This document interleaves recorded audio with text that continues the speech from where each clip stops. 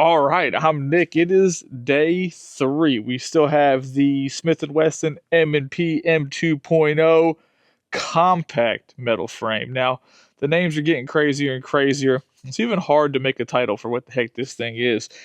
But we have already put 200 rounds through it. We have not had any malfunctions.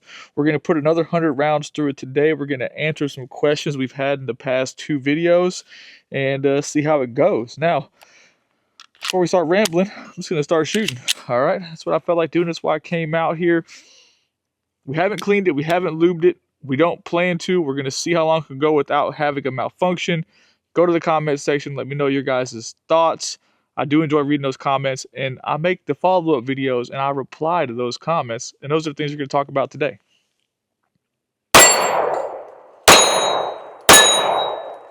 Kind of got hung up on that reset right there. It's not the gun. That's just me riding the reset. I did change up that back strap, and that's what we're going to talk about here in a minute, all right?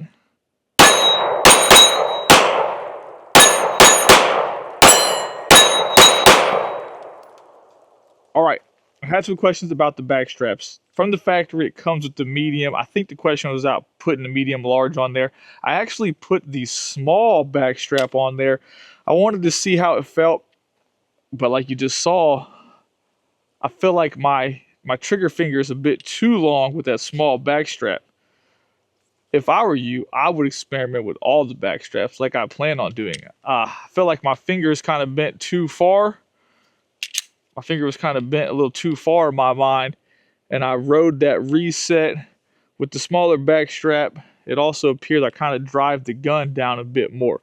Changing the back straps will change how your whole entire hand indexes with the gun, so it will change your natural point of aim.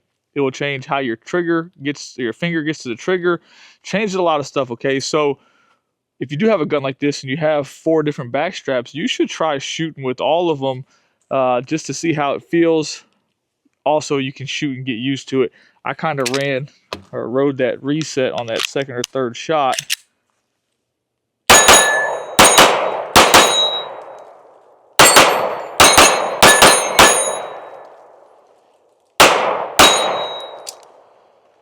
It's a fine shooting gun though. I really do like it a lot. I told you guys I love the polymer version. I was excited for this. I do wish it had the same sights as the polymer version, which they are raised sights, so they co-witness better with the optic. The real downfall about these optics is as soon as you put a dot on there, they're useless, okay? Now I know you can change out your sights. I also know that the majority of folks are not installing a red dot, and I'm one of those people. If this is a carry pistol, I'm not putting a red dot on it. So I'm just pointing out things. I don't really care that it doesn't have the correct sights or the proper sights for a red dot.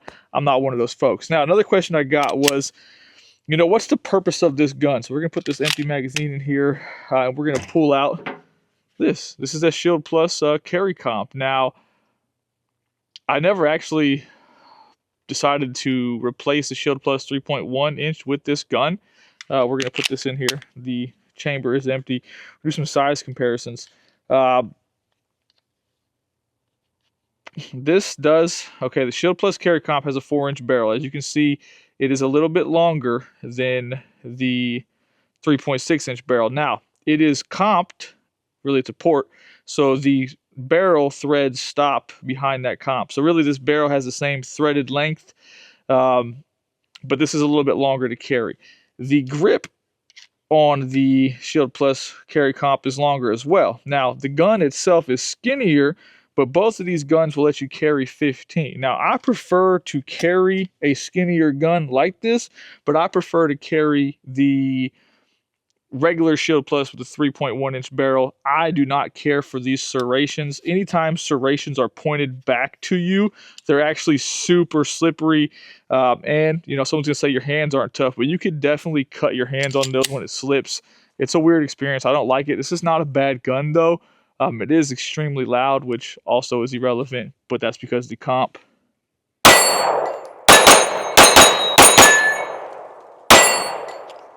It shoots really, really well, but I also shoot the Shield Plus 3.1-inch barrel really, really well, and that's why that is my everyday carry.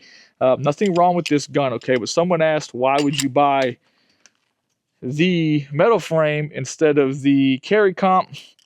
And you know what? Everyone's preferences are different. I prefer to carry a thinner gun. That's why one of the reasons I carry the Shield Plus. So that may play into it, but everyone's different. Maybe their hand fits this different. This does not have changeable back straps. That could be why someone wouldn't want that.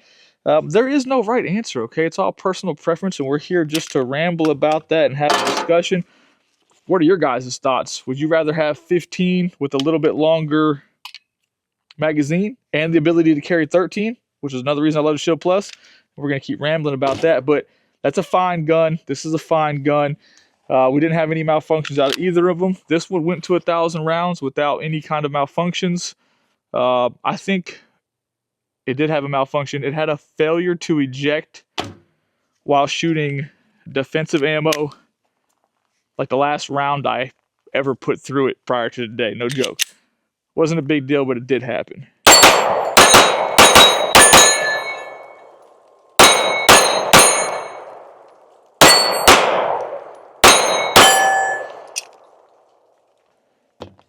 I like this gun a lot, okay? Someone pointed out that there's like 0 videos of it on the internet, which is crazy, but I like it. I think I get used to that small backstrap. I think my finger indexes with the slide stop, slide release better, but my thumbs are kind of funny shaped to kind of like go up and then out, so I have a hard time. You guys can see I have a hard time, so I have to roll my hand, whereas even with this hand, it's actually easier with my right hand. I must have broke that thumb too many times when I was a kid or something.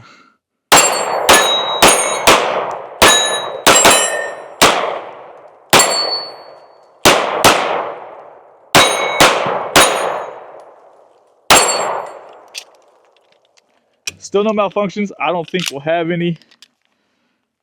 23 round magazines that come with other Smith & Wesson pistols.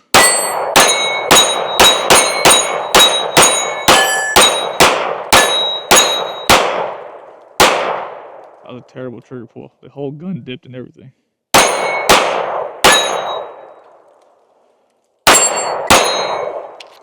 When you have 20 rounds, they just keep going. Now these do hold 23, but just to get to an even number of the 100, I put 20 in each of them. Whew, I don't know, man. This is a fine pistol. It definitely shoots better than the polymer version. Once again, I failed to look up the difference in the weights on there, but it is a little bit heavier, which someone mentioned. Why would you want to carry a heavier gun? That's a good question. I would definitely prefer to carry this. I would carry this over this personally, but I'll stick to the Shield Plus without the comp.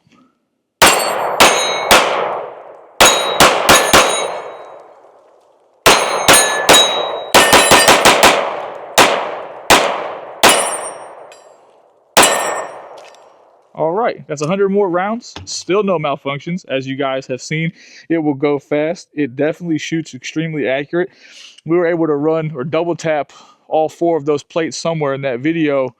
Pretty good, okay? Now, not a professional, just a random dude in his backyard shooting. I'm just giving you my opinion. That opinion doesn't need to carry much weight, okay? Obviously, we buy a lot of pistols. We shoot a lot of pistols. But I'm in no way a professional, a gunsmith, an armor, or anything like that. So far, fantastic pistol though, okay? I mean it. I enjoy reading your comments. If you're still watching, consider subscribing. Helps the channel out as much as it possibly can, okay? So, thanks for watching.